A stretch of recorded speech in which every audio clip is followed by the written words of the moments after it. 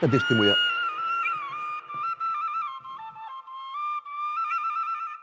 Ти ж моя сопілочка. 21:00. Добрий вечір. Це знову Харків Нау. Вас вітаю я, харків'янин Ігор Діденко. Ми вітаємо вас на платформі YouTube, нашого волонтерського YouTube каналу Харків Нау. Ви знаєте, я подивився, перша трансляція у нас відбулася 31 березня. І завдяки вам ми вже перетнули десь там позначку 2000 підписників. Тому, будь ласочка, там підписатися, колокольчик, теребоньки і коментарі. Тому що сьогодні в нас, я думаю, ми знайдемо тему для коментарів. Також вкотре хочу подякувати всім волонтерам, тому що ми існуємо на волонтерських засадах, волонтерам Харківської регіональної фільмкомісії, волонтерам команди стрімінгової платформи Харків Нау. І наголосити, що якщо у вас є бажання допомогти грошима справам добра в боротьбі світла проти темряви, будь ласка, приєднуйтесь до, скажімо так, наших патронів, людей, які своїми власними чинками, а точніше коштами, допомагають всьому, що на території краю Героїв Харківщині наразі робить благодійна фундація Ігоря Діденка. Крапка, точка, тому що в мене вже нетерплячка. Так, тризуб, тривала зум-бесіда і вже проанонсовано. Я навіть скрізь екран вже бачу посмішку цієї людини, а точніше не просто людина, а старого друга. А у нас в гостях Євгеній Олегович Комаровский. Ура, доктор Комаровский. Приветствую. Привет, Игорек, привет, дружище. Нет, стоп, мы так не виделись. Нет, стоп, Евгений Олегович, в любом случае это... В любом случае, я понимаю, что все трагичная ситуация. Я нахожусь во внутренней повестке «Смеемось, отже не сдаемось». Я нахожусь во внутренней повестке «Smile to win». Я нахожусь во внутренней повестке о том, что, я уже даже знаю этот термин, ментальный иммунитет нации, человека и нации. Это из Израиля у нас было общение с психологами израильскими, и они говорили о ментальном иммунитете нации, который нарабатывается вот этими вызовами. Война – это вызов. И, может быть, 30 лет этой теплой ванной, в которой мы находились, государство находилось, купалось, у них же все быстрее. У них одна война, вторая война, третья война, у них токсичное окружение. Поэтому формирование ментального здоровья, ментального иммунитета происходило очень быстро. Как-то я сразу вперед пробежал. Как вы? Ты знаешь, я ничего. Поскольку много работы, то я как-то ничего. Вот, я тебе честно скажу, сейчас вот на твою морду, прости, господи, старый друг, посмотрел, не прямо, я честно тебе скажу, что я за это время, по-моему, улыбнулся больше, чем за там неделю перед этим. Я вообще, конечно, правда, когда встречаюсь с людьми, которых я знаю столько лет, вот. Это сколько твоему, детеныш? Мы, наверное, он рожден, у меня получается ноябрь 98-го. Мы Танюшкой только праздновали, мы 30 лет вместе, 24 года у нас в брака было вот совсем недавно. Соответственно, Сема 98-го. Мы познакомились, сопровождали до рождения. Это такая секрет, не секрет, я ни от кого не скрываю. Благодаря... Никакого там секрета. Да, благодаря доктору Комаровскому мы прошли от А до Я, имеется в виду до подготовки к появлению чада на свет, от подготовки дома к приему возвращения роженицы по книжечке, соблюдая температурный режим 18 градусов, следя за влажностью, купая нагишом, обкутанными теплым, потому что 18 градусов для меня это холодно. Вот. Купая малыша, тьфу-тьфу-тьфу, с Божьей помощью, талантами известных нам друзей вырастили тьфу-тьфу-тьфу, здоровое поколение, новое, рожденное в свободной стране, и как бы уже других, абсолютно других, я этому рад. То есть я, собственно, понимаешь, Игорек, в чем тут проблема, почему мне, например, так приятно с тобой пообщаться, потому что вот на том этапе, когда мы с тобой встретились, там, 97-й, 98-й 7-8, да. Да, это фактически пик того этапа, когда я имел максимальное количество пациентов в городе Харьков. То есть, когда я не выходил, уже, кстати, к тому времени книжка уже была, да, но такой известности за пределами Харькова еще не было, и поэтому в основном в Харькове работы было очень-очень. И за плечами была инфекционка, если не ошибаюсь, да? Да, на тот момент, когда мы с тобой встретились, уже было 18 лет реального, практически врачебного стажа, я был зав. Отделения, уже 8 лет там были. Но вопрос в другом. Я что хочу тебе сказать, что у меня из пациентов, таких как ты, условно говоря, да, осталось 1%. А почему? Понимаешь? Почему? Остальные уехали. А, Уехали. То есть, понимаешь, 99, ну вот вспомни, давай, КВН ХАИ, ваша команда. Сколько человек Лаврик, за пределами ну, Украины? за пределами страны сейчас во время войны или вообще? Вообще, Так, вообще. говорим. Виталий Коловов, Наталья Исаковна, Израиль. Сережка Лаврик 2 года назад, Израиль. Димка, Израиль. Боюсь кого-то забыть. Это 4 человека, да? Ну, в Харькове я, Валик, Вася, Саша. Царство Небесное, ушел музыкант в этом году, Саша Бондаренко, Влад. Это Харьков.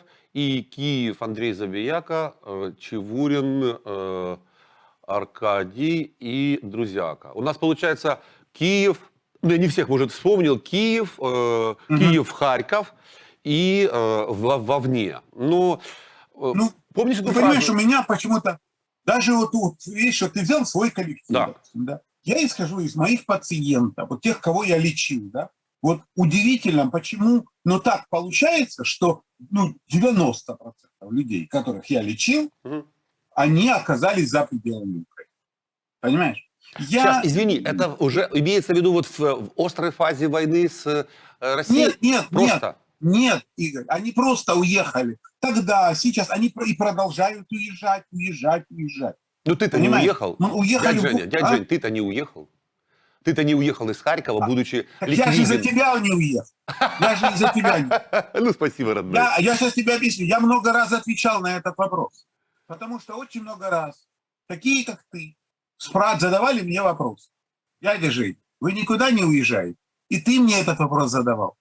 И я говорил, нет. И вы тогда говорили, тогда мы рожаем второго. Да. Понимаешь? И в Харькове, на самом деле, я для размножения харьковчан, как ты понимаешь, сделал очень-очень много. Вот, пришел доктор Комаровский наконец-то. Ты понимаешь? Ты понимаешь? И что получалось? То есть в результате этих неблагодарные харьковчане что сделали? Они сказали, ах, ты не уезжаешь? Тогда мы рожаем второго. Прекрасно. Они родили тысячи вторых, а потом уехали из Харькова. Вместе с ними. Но я остался из-за тех, кому я обещал не уезжать. Понимаешь? Это, ну, на самом деле я не поэтому остался. Ну, я Ну, понимаю, ты это да. тоже понимаешь. Но, тем не менее, я как человек, который отвечаю за тех, кого мы приучили, я рядом с ними, а те, кто уехал, они все равно рядом со мной. И все равно мы общаемся и консультируемся и так далее. И так далее. Но я тебе другое могу сказать. Кстати, Игорек, это очень интересно. Я тебе скажу так, что по моим наблюдениям, только уехав из Украины от дяди Жени, многие начали понимать, что это значит иметь своего доктора, который точно не заинтересован придумывать тебе лекарства, на тебе зарабатывать, и которому можно позвонить в любое время дня и ночи, в любой день. Понимаешь? Самое главное, И я высокопрофессионального, красивого даже не в этом. и скромного. Хорошо. Самого красивого, И почетного, самого скромного. почетного гражданина и так далее. Вопрос не в этом. Смотри, я говорю, я на чем ловлюсь о том, что те, которые уехали, начинают ценить Комаровского намного больше, чем те, кто остались.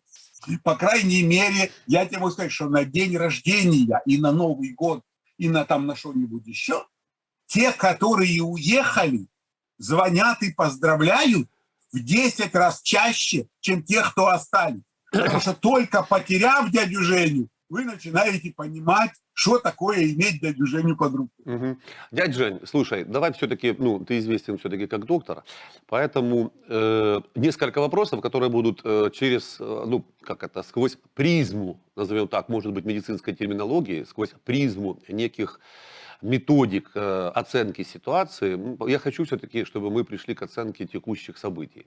Вот, огромное количество людей, харьковчан, лично знакомы с тобой, а ты, огромное количество людей знаком с ними с рождения, да, когда еще голенькая пися-попа воспринимается просто как прелая-непрелая, больше никак. Давай оценим, на твой взгляд... У моих не бывает прелых. Да. У моих прелых не бывает. Твои я вообще не видел. Вот, так какое у нас сейчас состояние здоровья города? Имеется в виду вот некий комплекс энергии, потому что здоровье – это энергия в конечном счете, да? Вот как ты оцениваешь энергию города, прошедшего уже 100 дней войны? Энергия города. Смотри, Игорь, давай сразу, я не в Харькове, я между Харьковом и Киевом, Мгм. но я на связи, да? Ты на связи, да? Ну, И для я этого вижу- не обязательно ездить по городу, раздавать консервные банки и делать селфи. Тут много таких. Не об Нет, этом я речь. согласен с тобой. Я просто хочу сказать, что, возможно, моя оценка будет не на 100% правильной, но я вижу, как после этапа мобилизации всех возможных ресурсов мы вышли в фазу снижения запасов энергии, Мгм. терпения, проявления То есть, смотри, на первом этапе любая агрессия была направлена на внешнего врага. Сейчас мы пришли к этапу, когда, видя неэффективность агрессии по отношению к внешнему врагу, люди стали бросаться друг на друга. Мгм. И это работает, это не только харьковская проблема, это проблема везде. То есть если раньше мне писали о том, что там у ребенка там, неделя температуры и так далее, доктор, помогите, то сейчас обязательно после недели температуры начнется рассказ, что в аптеке купила какую-то фигню, сказали что-то не то, нормального не могу, тут жара, а тут отключили свет, я его даже... Ну, то есть, короче говоря, начинается куча жалоб, как будто вообще мирное время Мгм. и так далее, а Ну, тут вот все такие козлы. Ну, не хотят люди перестраиваться вот в парадигму война, войсковый стан, война, вот и все. Особенно те, которые Да. сейчас возвращаются. У нас пока идет запись, 2 прилета в центр. 2 прилета сейчас, ну, уже мы сидим здесь, слава богу, условно говоря, в безопасном месте, и то у нас бу-бу-бу, бу-бу-бу. Мгм. Это война, друзья. Хорошо. То есть, собственно говоря, я думаю, что я ответил на твой... Вот это то, что реально происходит. Мгм. Да. Хорошо. Да, и мы должны как-то очень терпимыми быть друг к другу сейчас. Мгм. Максимально. Ну, сейчас очень большие проблемы в семьях, потому что и тоже от этапа объединения мы постепенно укатываемся в нетерпимость. Мгм.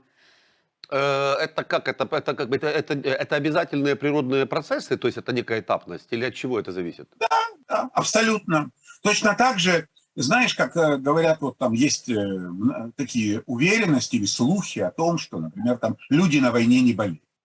Это люди не болеют первые 2 недели, Пока на когда адреналине. мощный выброс адреналина, стресс, да, и это когда ты вот убегаешь от врага, да, или догоняешь добычу, это и наши инстинкты, это все подавляется, все другие процессы. Есть цель выживания, да, все. Но это не может быть бесконечно, это может быть, еще раз говорю, 2, ну максимум 3 недели.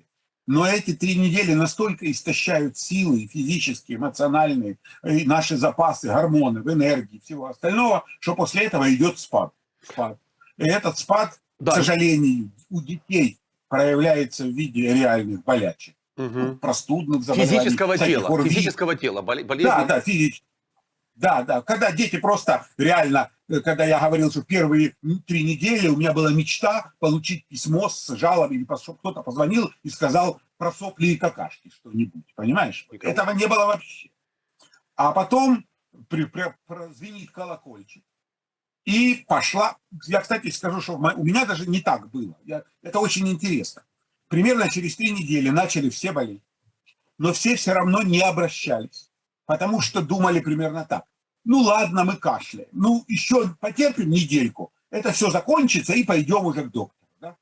А потом где-то на этапе примерно 1,5 месяца, вот где-то 6-7 недель войны, я просто это вижу, как колокольчик прозвенел, и у всех кончилось терпение. В плане терпения дети и болезни. И я стал вместо там 20 писем в день получать 200 в день. Понимаешь? с консультациями. Потому и эти 200, и это уже были письма, как будто никакой войны нет. Только начался: доктор, мы уже неделю кашляем, или доктор, нас неделю назад покусали, мы тут, ну, комары там или мухи, мы чешемся, у нас вот, посмотрите, фотки такие, волдыри и так далее. То есть до войны они написали в тот день, когда покусали. Сейчас они ждали там потом. Ну, я тебе просто говорю о том, что вот такие этапы. Это с детьми, а со взрослыми хуже. А со взрослыми после фазы, вот, когда адреналин упал, пришли и физические болячки, и психические. Да, да. И я вижу совершенно, иногда читаешь письмо 10 раз, и видишь, что это абсолютно, что этому человеку срочно нужна экстренная психиатрическая помощь. И у меня уже было несколько ситуаций, когда я, получив письмо, не мог на него ответить, а вычислял членов семьи и разговаривал с ними, понимаешь? И поскольку, и когда я говорил, что надо туда-то, туда-то, а говорили, ну никак, ну реально никак, а у человека реально синдром панических расстройств или там депрессия с суицидальными наклонностями, и у него нет шансов добраться до врача, и я через родственников пытался, отправлял родственников в аптеку за антидепрессантами.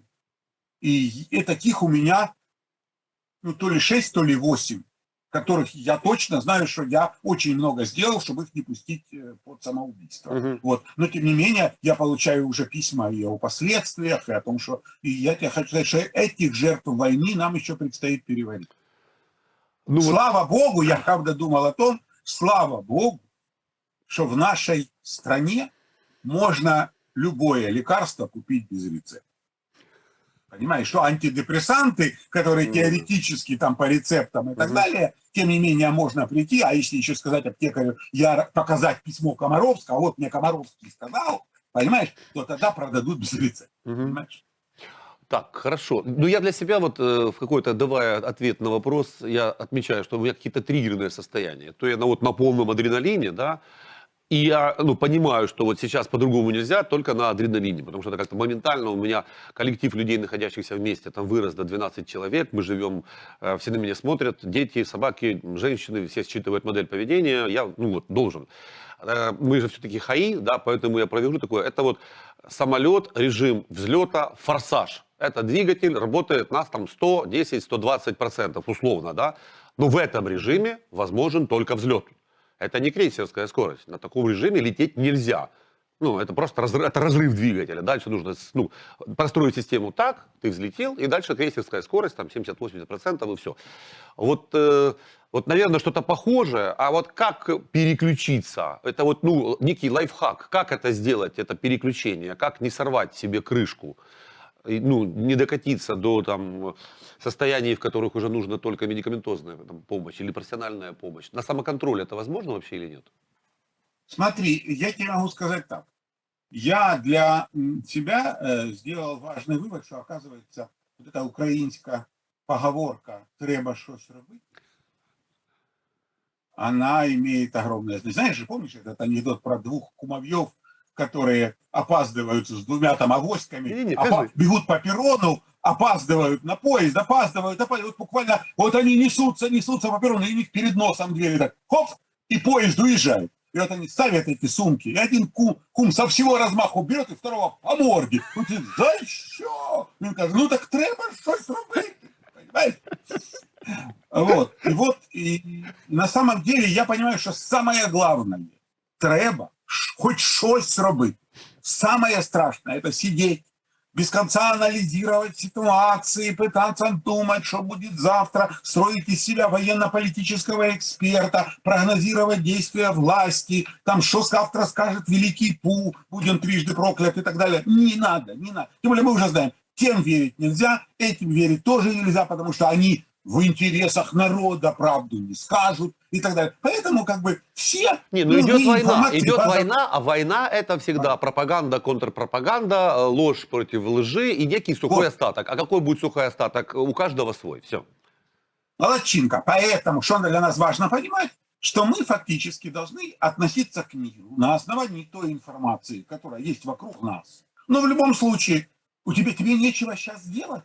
Займи себя физически. То есть мышечная работа позволяет переключаться мозгам. Поэтому если ты устал, возьми веничек, подмети, понятно? Все, да. Если, еще очень важно, в офисе, запретить, например, если офис, категорически запретить звонить друг другу.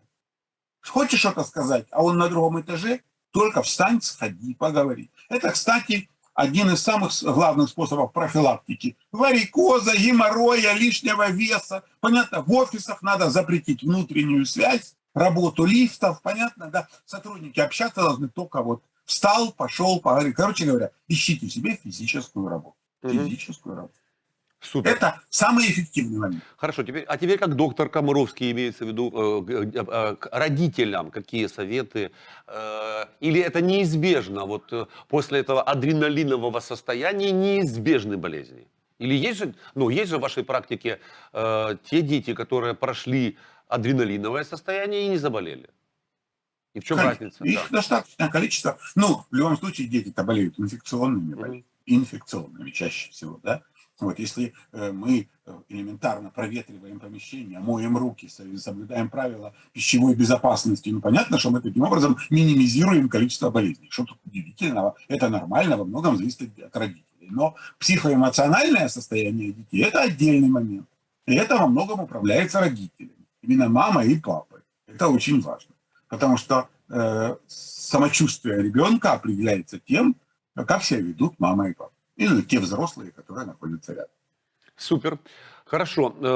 Я не знаю, если это будет некорректно, можем не отвечать, но тем не менее. Мы после войны встретились впервые. Я задавал вопрос. Во время войны.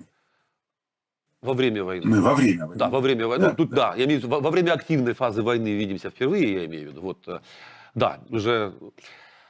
Вот, первые минуты и внутренние трансформации. Вот дяди Жени довоенного, в дядю Женю вот теперешнего с сединой,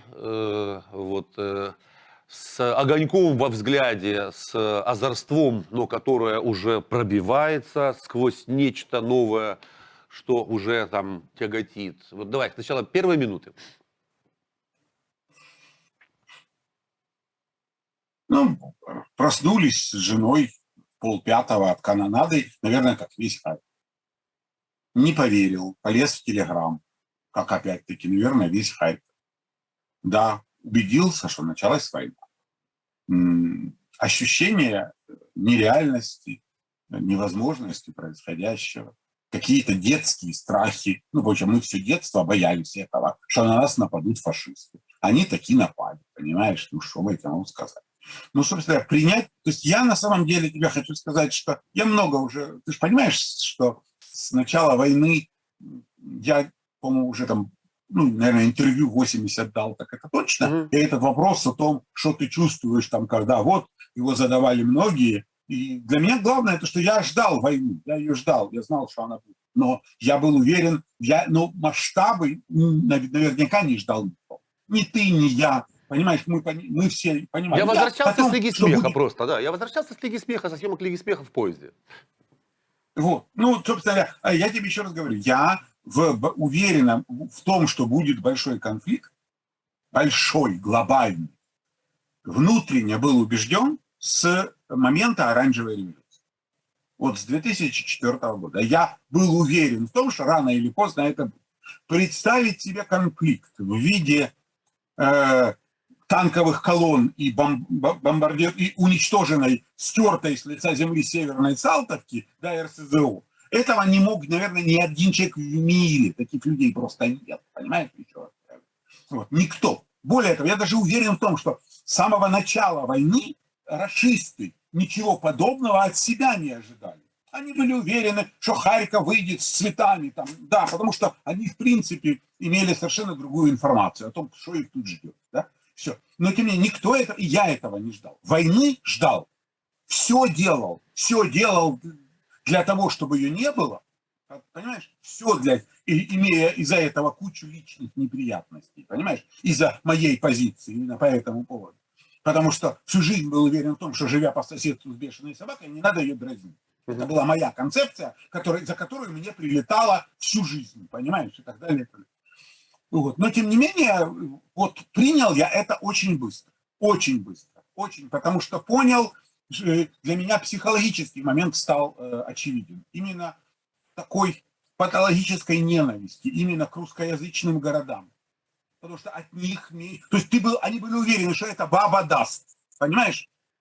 Вот эта баба должна была, обязана была, сволочь, дать.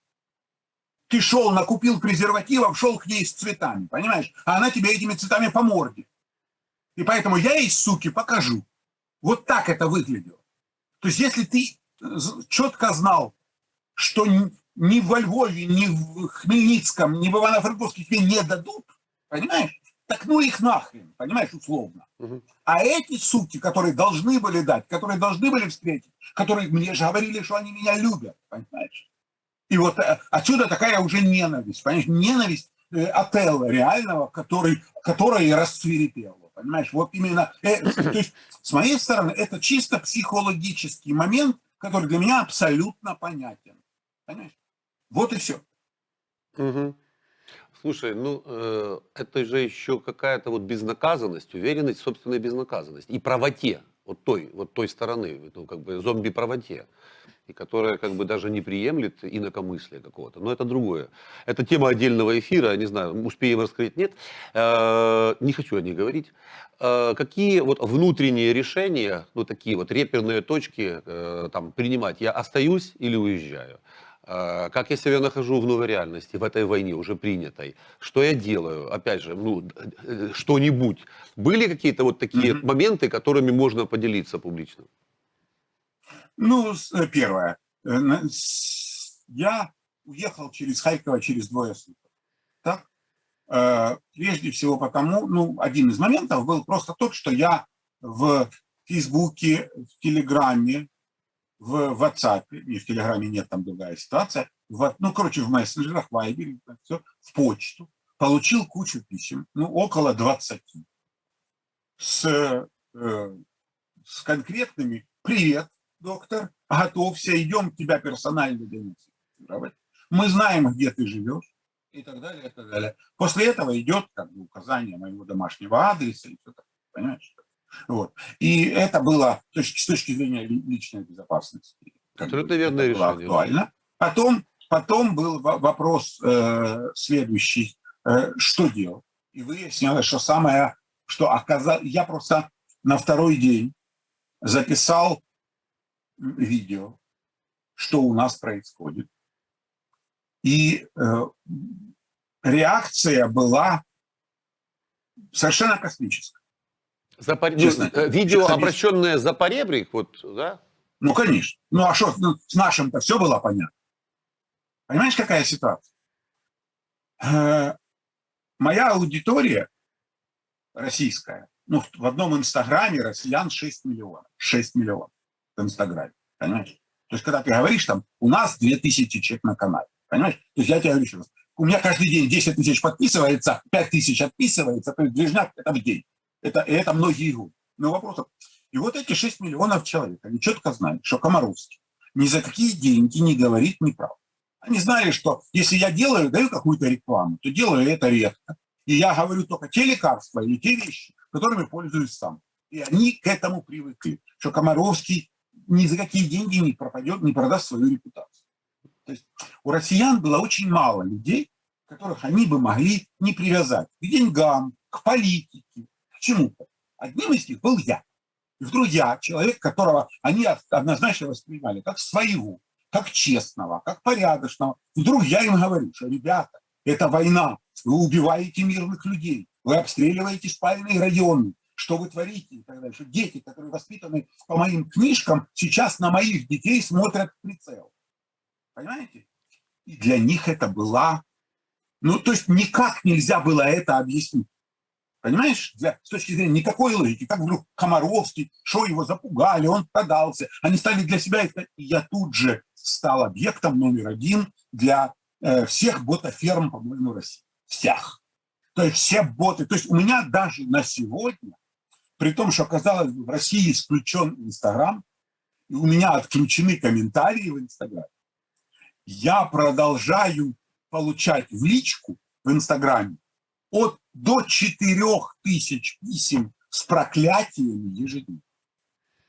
4000 писем с проклятиями. Причем, если я тебе выложу... Не надо, причем они не надо, написаны, не надо. всё. То есть я по-прежнему рассматриваюсь там как объект, как объект очень серьезный, который очень серьезно мешает пропаганде. Жидобандеровский И я- инфлюенсер. Ну, в общем, да, получается Вот он так. какой. И в этом плане я понимаю, что то, что я могу сделать в интернете, намного круче, чем конкретно вылеченный, конкретно мальчик Вась, понимаешь? Хотя больше всего на свете это очень тяжело, я тебе честно скажу. Ты, наверное, тоже меня понимаешь, больше всего на свете хочется послать всех, взять автомат и быть там. Это проще всего, на самом деле, для любого мужика проще всего. Потому что так ты четко свою ненависть, свои эмоции фокусируешь на конкретном... Дядь Жень, фашисте. у нас была такая же зум-беседа со Стасом Бакланом, да, и он тоже говорит, что у меня, чего я хочу взять и идти убивать. Вот я хочу взять и идти убивать. Вот, ну, тут... Это нормальная реакция, абсолютно нормальная, инстинктивная. Особенно тогда, когда ты понимаешь. Первое, я никого не трогал. Понимаешь? Мои дети, мой дом в опасности. Враг очень понятный и конкретный. Место, где он находится, тебе известно.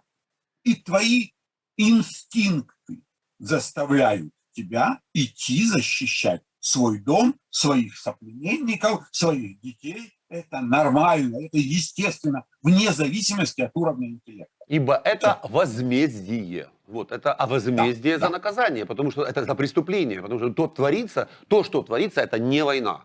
Ну, это, я даже не знаю, я, наверное, хочу, может быть, ты подскажешь, обратиться, во-первых, кому-то, кто даст духовную оценку всему происходящему, трансформациям, и юридическую оценку. Это две разные оценки, потому что в духовном плане мы беседы вели, и был конфликт у людей о том, что никогда в жизни человек, следя за своим духовным состоянием, там, блюдя некое ментальное здоровье, говорил мне, я никогда в жизни не желал искренне смерти такому количеству людей.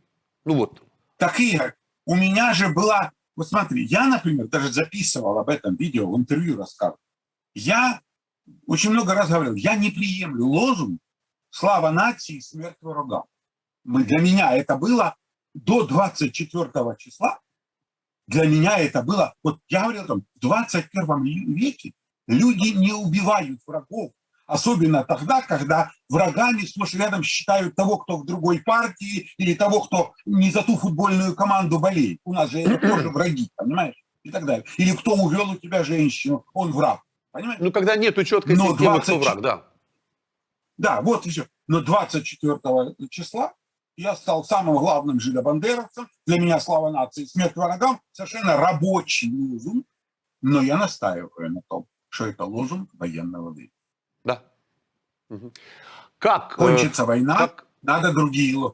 Еще раз говорю, самое, то, о чем я неоднократно высказываюсь, и то, что для меня является ключом, и это меня волнует больше всего на свете. Украинцев сейчас объединила ненависть к общему врагу. На ненависти можно вести войну, но нельзя построить счастливую, светлую будущую Украину. Нам нужна от объединяющей ненависти трансформация нас в объединяющую любовь. Друг к другу, к своей земле, к своей стране, к своему государству, к своим чиновникам, к своим политикам. Любовь. Поэтому они должны так трансформироваться, чтобы было за что их любить. Угу. Вот это очень хороший, важно. Дискуссионный вопрос сейчас, что является объединяющим, вот в твоей позиции это ненависть, в моей позиции это все-таки любовь. Потому что я смотрел там в глаза бойцам, идущих вперед, у них нет ненависти, у них есть любовь к земле, к своим близким. И, ненависть это вот нечто, такая эмоция все-таки требующая, сейчас тебе скажу, она энергозатратная эмоция, ненависть. А у них это работа. У них работа для цели. Цель возмездия, Откуда энергия от любви? Какая задача работать? В чем заключается задача? Смотри, В утилизации. Игорек, вот сейчас ты, кстати, очень здорово все рассказал. Смотри, первые пару недель войны ни о какой любви ни к кому речь не шла. Конечно. В Был первые стресс, пару полный недель стресс. войны, вот на фоне стресса адреналина именно ненависть к врагу была главным объединяющим моментом. По мере того, как борьба с врагом от такой эмоции, как ненависть, переходит для любого солдата в рутинную, очень важную, но очень нужную работу, ненависть уступает место выдержке, логике, профессионализму, да, главное – выполнение цели. И по мере того, как объединяющая страну ненависть начинает стихать, а любовь друг к другу пока еще не созрела, понимаешь? Она, ей очень многое мешает. И очень многие, и уже сейчас мы видим, политические срачи, мовные срачи, выяснения, мародерские срачи, понимаешь, и так далее, и так далее. Срачей куча. И вот это очень важно, чтобы вот эта трансформация шла параллельно тут. Вот это очень-очень важно. Поэтому я и говорю, что наша и в идеале от объединяющей ненависти к объединяющей любви – это путь к будущей, по-настоящему независимой, счастливой Украине, где самое главное – это счастливые украинцы. Понимаешь, вот это вот. Где есть реальная идеология, базирующаяся там, национальная идеология, базирующаяся на простом семейном счастье в безопасности. Угу. В безопасности. Когда каждый из нас теперь понимает, что бы мы ни делали, как бы мы себя ни чувствовали, но мы будем жили, живем и будем жить по соседству с бешеной, непрогнозируемой собакой. И мы должны стать такими, чтобы у этой собаки никогда не возникла мысль гавкнуть на этот забор. Потому что забор может током стукнуть, понимаешь, и так далее, и так далее. Если это не произойдет, нас не будет. Просто нас не будет. Мы просто должны это принять как наш, как задел, как задачу на будущее. Только объединившись, определившись с тем, что нетерпимость к врагу должна базироваться на терпимости друг к другу, И уважение, толерантности, да. Угу. именно на уважении к слабостям. Понимаешь, друг друга. У каждого из нас есть слабость. Вот. Главное построить критерии. Критерии, что есть нетерпимо для нашего внутреннего бытия. Понимаешь? Еще раз. Да. Мова терпимо, а воровство нетерпимо. Абсолютно. Понимаешь? Вот и все. Вот это важно. Унижение там инвалидов – это нетерпимо. Построить город, где есть ступенька на пешеходном переходе, где не может съехать инвалидная коляска, это нетерпимо для Украины. Такого не должно быть. Понимаешь? Отсутствие туалета для инвалидов в школе. То есть, понимаешь, мы же привыкли всей страной, что у нас людей, которые немножко не такие, немножко нуждаются, например, в инвалидной коляске, да, мы их в спецшколы, потому что нам дорого все школы пандусами оборудовать. Это отдельная история. Нет, Игорек, не отдельная, надо да? понимать, это не отдельно, это ответы на все вопросы. Угу. Потому что когда люди, я много приводил раз этот пример, еще раз говорю, вот идет, условно говоря, суд над каким-нибудь политическим деятелем. И там под этим судом или внутри этого суда стоят 200 молодых мужиков, которые вышли в поддержку этого политика или этой политической силы. Да? Молодец. А я хочу у тебя спросить, а где эти 200 мужиков в поддержку засранного пляжа, да, сожженного леса, нами же самими, да, обгаженного там, парка? Вопрос риторический, я так понимаю. Нет. Я как глава комитета по изучению... Поэтому риторических вопросов, Игорёша, министерской смотри, друг мой. констатации фактов, возвращаю нас в плоскость созидательную. Вместо риторических вопросов хочу процитировать Армен Джигарханян, по-моему, поправьте меня, если я не прав, сказал, что он готов Америке простить многое за отношение к старикам, и инвалидам и детям. Да? То есть это изменение отношения государства к, что это, незащищенным слоям населения, как это сформулировать, или просто построение государства с человеческим лицом? Это, смотри, это признание за человеком права на особенность, на индивидуальность. Понимаешь? Мгм. Это базовое право человека. Спать или заниматься любовью теми способами, которыми он хочет заниматься. Понимаешь? Иметь проблемы со здоровьем, но не становиться от этого изгоем в обществе, понимаешь? И так далее, и так далее. А мы можем себе позволить, допустим, унижать человека, потому что он разговаривает не на том языке. Вы, К сожалению, вы о себе? Вы унижаете людей, которые разговаривают? Ну, я все-таки скатываюсь на позитив. Объемные, традиционно доктор Комаровский задает вопросы, потому что это не риторические вопросы, это вопросы, ответы на которые обязаны быть, причем не просто найдены, а формализированы в документах. Формализированы в документах на Смотри, законодательной Игорь. базе и реализованы.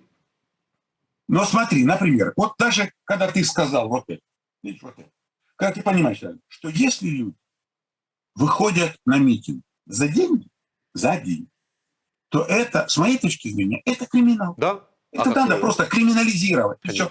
И человек, который участвует в политической акции за деньги, это административная ответственность. Человек, который за деньги организует политическую акцию, это уголовная ответственность. Все. И все. И мы закрыли эту тему.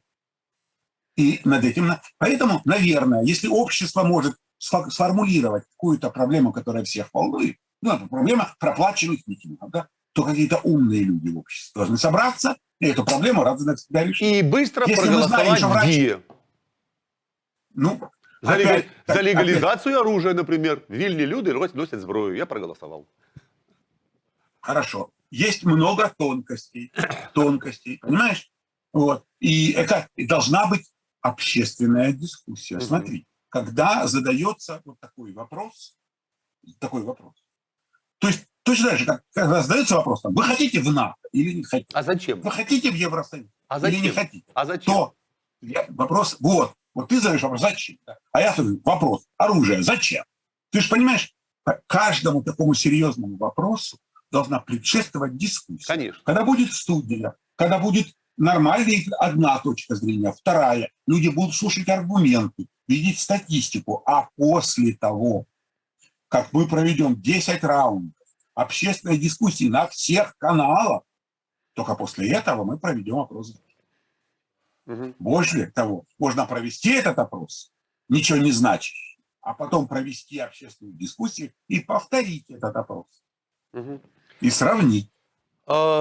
Следующий вопрос, он нестандартный, я, пожалуй, на нем закончим. Вот любой доктор, да, это вот я как говорю, что я как телеведущий, кто я там? А, контрастный коммуникатор, Б, некий такой стержень, который пронзает параллельные миры, потому что у меня там одновременно за один день я могу пообщаться там с представителем там лучшей прослойки альпинистов, тут же лучший спортсмен, тут же лучший ученый, лучший доктор. А вот так же и у доктора, да, в вашей клиентской базе есть огромное количество состоявшихся разных людей, примерно там одной или разных систем ценностей. Какой сейчас вопрос, не связанный с ребенком, не связанный со здоровьем, да, вот задают вам, там, ну, может как-то вот собрать некий вот такой общественный запрос уехавших, о чем спрашивает уехавшая, не о здоровье, и оставшиеся, о чем, что их интересует, какая боль, не о здоровье детей. Ну, тогда однозначно психиатрия на первом месте. Я не сплю, я не ем, я думаю, я плачу с утра до ночи, на меня смотрит ребенок, я не могу дать себе лад. Ну, а от уехавших, ну, которые сейчас находятся, я тоже недавно об этом рассказывал, которые находятся там в Польше, в Германии, в Чехии, в Америке, ну, вот, которые сейчас только-только уехали, они мне постоянно пишут письма, где перечисляют, как их лечат, и они ужасно возмущены, и, похоже, их настигает еще одно возмущение, когда я отвечаю, что их лечат таки правильно. Они настолько привыкли к нашим методам лечения, что когда их говорят, оставьте ребенка в покое, идите отсюда, они прям не готовы с этим сталкиваться. А мне так приятно, когда я вижу, что их в Америке лечат так, как я. Дядя Жень, спасибо. Знаете, я хочу, чтобы вы поделились. Вот, давайте не буду ограничивать, но это обязательно вот, с перечислением. Я, доктор Комаровский, верю, что. И вот просто я верю, что, вот просто. И на этом закончим. Во что верит однозначно. Знаешь, Да, нет, без условий. Я верю, что. Я, доктор Комаровский, не могу. верю, что. Не могу.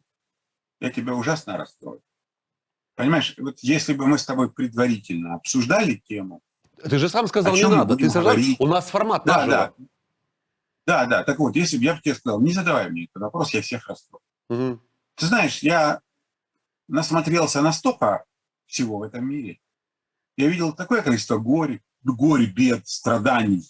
Я видел и вижу, как абсолютные мерзавцы готовы обмануть кого угодно. Как люди, у которых есть ни стыда, ни совести, ни чести, которые могут украсть, обмануть и так далее, поднимаются вверх по служебной лестнице. И я всегда держался от этих людей подальше, иногда совершал страшные ошибки, потому что подходил к ним слишком близко, и они меня заражали всей этой мерзостью на какое-то время. Вот. Поэтому я сейчас, я верю только там самому себе, своим принципам, своим учителям покойным уже в основном. Я верю в то, что моя мама оказалась права, когда говорила мне многие вещи, которые я сейчас даже не готов повторять. Вот. Я никогда не прощу себе, честно тебе скажу, честно, что когда мне было... Я закончил мединститут, мне было 24 года, когда я закончил институт. Мне не было... Вот в октябре мне должно было исполниться 25, а в августе у меня был первый вылет по санавиации. То есть, понимаешь, вот я, мальчишка 24 лет, как сейчас помню, летел на вертолете в город Изюм. Там меня встречала куча врачей, матерых дядек, которые не умели делать руками то, что умел я в 24 года. И когда я там в каком-то комнатке ставил подключичный катетер ребенку, они стояли и смотрели на меня вот такими глазами. И в 24 года я был, ты работал в больнице, где было 300 медсестер, которые смотрели на тебя вот такими глазами, потому что ты крутой пацан, ты такое умеешь, и ты в 24 года, все на «вы», и ты такой. И я не захотел терять этот социальный статус. Я не уехал из Украины, понимаешь? Как это сделали все мои родственники, 100%, понимаешь? Потому что я любил эту страну, потому что мне казалось, что я здесь безумно нужен, понимаешь? И я прожил в этой стране жизнь, не видя ничего, Игорь. Ты знаешь прекрасно, как я работал всю жизнь. Да? Работаешь, работаю. И работаю сейчас, понимаешь, и так далее. Я смог выехать за границу первый раз, когда мне было 46 лет, понимаешь? Я смог заработать на автомобиль $2000 на там 5-летнюю шестерку, когда мне было 35 лет. До 35 лет я не знал вообще, как это автомобиль и так далее. И так далее. Мы с женой не могли вместе в отпуск пойти, потому что надо же было как-то детей оздоравливать. Поэтому месяц она с ними была, месяц я с ними был. Понимаешь? И я понимаю прекрасно, что при тех моих талантах, те, кто мои друзья, кто поуезжал, они сейчас в Калифорнии, в Израиле, с виллами, с яхтами, со всеми условиями. Их дети учатся в Гарварде, понимаешь, и так далее, и так далее. А мои здесь, влюбленные в эту страну, и нам рассказывают все время, что мы недостаточные патриоты. Мне каждый день пишут, что у меня недостаточная национальная осведомленность, понимаешь, и так далее, и так далее. И я это терплю. А ты мне рассказываешь, что будет. Ну, я не могу, у меня нет ответа. Я спрашиваю, я не рассказываю, я спрашиваю. Вот у меня, поэтому я тебе честно скажу, поскольку я всю жизнь вел себя абсолютно неологично, понимаешь? Я, еще раз говорю, у меня перед глазами моя мама в возрасте, ей было, получается, когда она 37-го года рождения, то есть в 41-м году, ей было 4 года. И в 41-м году они с бабушкой уехали, в эвакуацию. Их увезли, они были в Новокузнецке, в Сибири, они там провели до 45-го года прожили. И поскольку еврейская семья, эвакуация, ну, знаешь, по законам там, Мгм. если люди были в эвакуации, то немцы разрешают к себе. И буквально там в 90-х годах было время, когда у меня была зарплата в заводделении $3 в месяц. Это была зарплата, которую мне платило государство. И я не мог смотреть на моих родителей, ну, двух бомжей фактически, понимаешь, которые на свои зарплаты, пенсии, вообще ничего. Я умолял их уехать, понимаешь? И они такие уехали.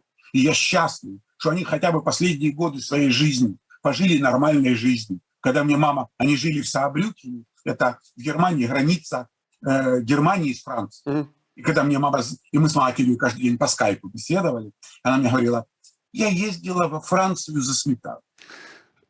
Я говорю, что она там вкуснее, она там дешевле. Она говорит, тю, она там вкуснее. Понимаешь? Я говорю, мать, если бы тебе кто-нибудь когда-нибудь сказал, что ты будешь ездить во Францию за Сметаной? сметаной, потому что она там вкуснее, ты бы, наверное, не поверила. Она говорит, ну, на старости лет, хоть это я пойму. Понимаешь? Я помню, как они приехали сюда,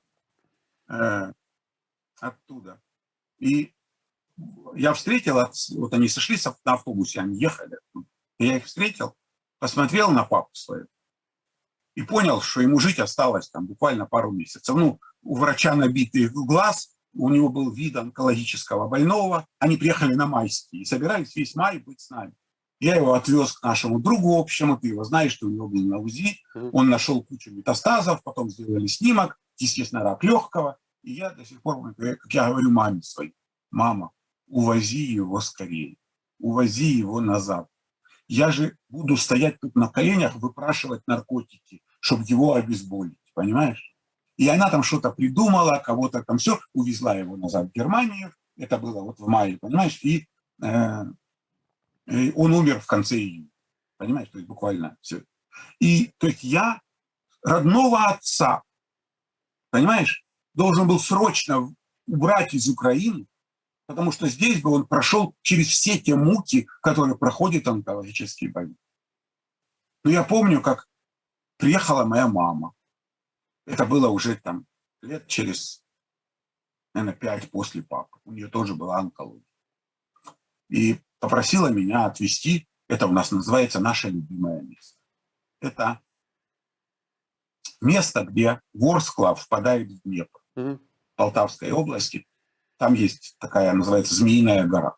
Когда ты там, ну, туда можно доехать только там на внедорожнике, но мы много раз туда ездили, просто для того, чтобы сесть и посмотреть, что я, как человек, который объездил полмира, такой красоты не знаю нигде. Вот. И вот когда ты стоишь, это разливы реки, ну просто миллионы рукавов, озер, островков, и садится солнце, а мы приехали рано-рано утром, был туман, был ноябрь месяц, вот такая дымка морозная, все собрались, все дети, все внуки, жарили шашлыки, мама сидела, укутанная пледом, смотрела на это все, потому что увидеть Украину настоящую, понимаешь, это в ответ на вопрос, почему я никуда не уехал, понимаешь, потому что я это никому не отдам и ни на что не поменяю. И я, наверное, буду мечтать о том, чтобы, когда я узнаю, что мне много осталось, чтобы мои дети нашлись, чтобы они были рядом и смогли меня отвезти на Змеиную гору, чтобы я тоже простился с моей Украиной, понимаете? Я верю в любовь, получается, и я верю в чудо. Ну, наверное. Наверное, вот так. Да, дядя Жень, спасибо тебе огромное. Спасибо огромное. Ты знаешь, огромное количество правды. Спасибо тебе за это, за правду. Вот война — уникальное время, когда люди, не задумываясь, триггерно переходят в состояние исповеди, правды. Не задумываясь, мужчины, у которого за плечами огромный жизненный опыт, разный, выходит на состояние дрожащего голода, еле сдерживаемых слез, говоря о чем-то сокровенном, потому что находятся все в состоянии, никто не знает, что будет завтра, а послезавтра уж тем более, да, потому что нужно быть здесь и сейчас, быть искренним с самим собой и следовать неким жизненным собственным принципам. Ну, я так поступаю, по крайней мере, я говорю, все вопросы у меня могут быть только к человеку, которого я вижу в зеркале. Все. И если у меня вот к этому человеку вопросов нет, то очень коротко. Либо да, либо либо вслед за русским кораблем, независимо от того, от принадлежности, вероисповедания и языка, на котором ко мне обращаются. Ибо есть небесная канцелярия, как говорится, да, вся наша жизнь супермаркет, и сколько в тележку не набрасывай, все равно потом выход через кассу. Вот так, поэтому, да. Понимаешь, Игорь, я тебе честно скажу, что сейчас, с моей точки зрения, очень-очень важно. Это важно, скорее, даже больше твоему поколению. Я чуть старше все-таки. Нас опыт жизни в Украине привел к тому, что политика – это самая страшная мирская грязь. Что люди идут в политику, чтобы украсть и обеспечить своим детям светлое будущее на наворованные бабки. В другой стране, кстати. Светлое будущее в другой стране. Естественно. Да, ты правильно все сказал. Поэтому я все больше удивляюсь в том, что у меня, например, ни один мой друг не пошел в политику. Все люди, которых я искренне уважаю, никто, то упаси Боже, в это гамно нам не лезет. Понимаешь? Когда... Нет, про Владимира Александровича не будем.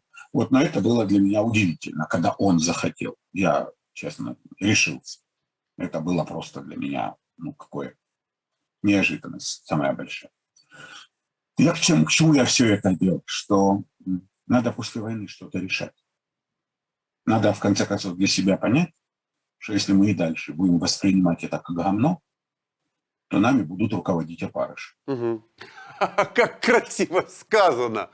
Ай, как красиво сказано. Ну да. Я все-таки, значит, верю в любовь и верю в чудо. Но чудо, помните, как было сказано, помнишь, да, о том, что у Бога нет других рук, кроме наших, для того, чтобы сотворить чудеса. Я не помогу тебе с руками, но с мозгами смогу. Я тебе на ушко подскажу, что такое хорошо и что такое. Ой, все. В медицине. Спасибо огромное, дядя Жень, спасибо огромное. Держись, я тебя люблю, Таньке, Танюшке, привет. Семе, Ване Всё, тоже привет обнимаю. передам. Все, да, удачи. И на рыбалку, но аккуратно, никаких грибов, везде заминировано. Кстати, ты знаешь, что то, что я этим сволочам никогда не прощу. Боюсь, что в этом году из-за войны не откроют навигацию. Угу. Понимаешь? Я не смогу выплыть никуда. И я этого сезона им не забуду никогда. Никогда. Я вірю в любов. Слава Україні! Героям слава! Ми переможемо, тримаємося. Да, Україна там, де воля, воля там, де Україна, а здоров'я там, де доктор. А хто доктор? Комаровський. Дякую, аж підскакує. Да. Пока, дядь Жень. Вот, на улыбке закончили. Да. Фух, круто. Все ж таки, це було круто. Дякуємо доктору Комаровському, дякуємо нашим глядачам і нагадуємо, що це YouTube. Розширюємо аудиторію україномовного YouTube, взагалі YouTube, підписуємось на канал Харків Нау. Вкотре дякуємо всім, хто підписався, хто поділився, хто прокоментував. На жаль, ми якось не сформулювали якесь таке запитання до обговорення в коментарях. Давайте просто ваші запитання. Які теми ми сьогодні в нашому форматі «Тризуб наживо» вам були близькі? Які б теми ви хотіли б ще почути? Може, і ще, може, певна серія якась навіть з доктором Комаровським. І нагадую, що ми вкотре дякуємо народу України за підтримку, а підтримку грошима можна здійснити на рахунки благодійної фундації Ігоря Діденка. Допомагаємо, звітуємо, дякуємо, аж підскакуємо. Я, Ігор Діденко, харків'янин, як, до речі, і доктор Комаровський. Бажаємо вам доброї, здорової, божевільної ночі, мирної, спокійної.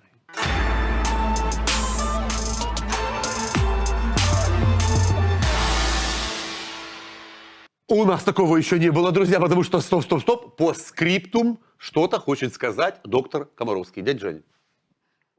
Значит так, первое. Меня совершенно удивил тот факт, что у YouTube-канала моих друзей с таким контентом каких-то несчастных 2000 подписчиков. Что вы творите, пацаны?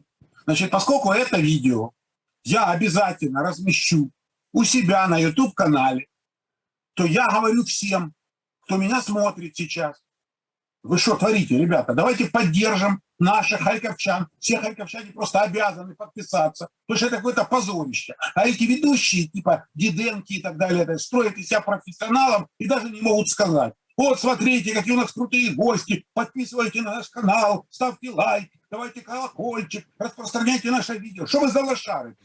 Короче говоря, все, кто любит дядю Женю, должны подписаться на канал Харьков Now. Всем пока, люблю.